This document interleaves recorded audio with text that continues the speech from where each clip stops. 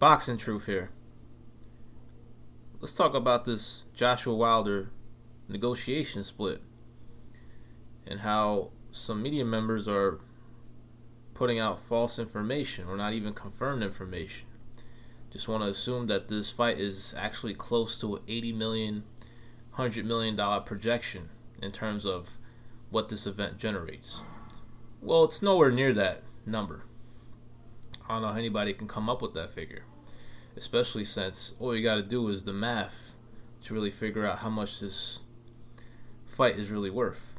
It's practically half of what the people are reporting out there. It's a $40 million fight. It's $40 million in the pot. It's pretty easy math to figure out. And Wilder's team just turned down a 32% split of the proceeds. Now, they can counteroffer, of course, and they're going to push for 40%, but they'll most likely end up with the same amount that Joseph Parker got in terms of a percentage split. So Eddie Hearn confirms in his tweet that it's nowhere near $80 million plus or $100 million fight. It's pretty much half of that. And Eddie Hearn confirms that it's more than likely Wilder will receive more than 30% of the split. So that $12.5 million is a guarantee of what Wilder will make in a potential Joshua fight in the UK. It's a 32% split of $40 million in the pot. Now, Joseph Parker, according to Hearn, earned less than 6.5 million pounds, which means that he earned $9 million in American money for his fight against Joseph Parker. So he got a 32% split, 33% split of a $30 million fight. That's how much that fight was worth. It was $30 million in the pot.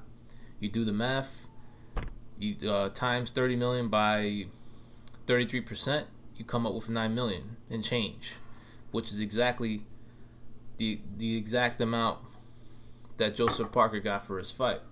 You do the math with the $40 million pot money for the Joshua Wilder fight, you times 40 million by 32%, you come up with 12 million and change, which is exactly what Eddie Hearn and Joshua offer Wilder's team.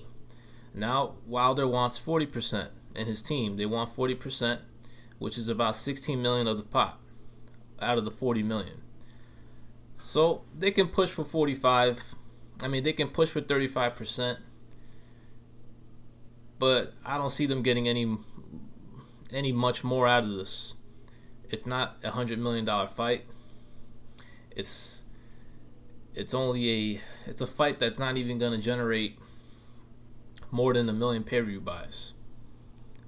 At $20 a pop, $25 a pop, it's not as big a fight as people think it is, because it's based in the UK.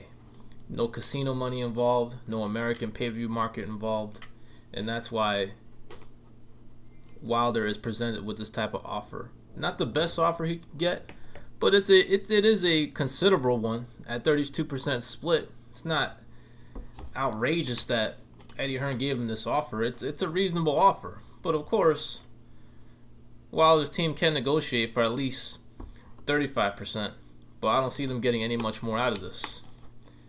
Either they take it, which is the biggest payday they can pretty much get at a reasonable offer, or they go back to fighting the Brazils of the world for about 1.5. Wilder needs Joshua a lot more than Joshua needs Wilder. If Wilder doesn't take it, Joshua's all good. Fight Povetkin for about 15 million instead of making over 20 then against Wilder, which what he would get in this fight. So it's up to Team Wilder to take it. If they truly believe they can defeat Joshua on UK soil, I would say push for 35%, but if they can't get it, then just take the deal. Otherwise, you're back to fighting Brazil on regular Showtime for not even 1/10 of that type of money. This is Boxing Truth. I'm out.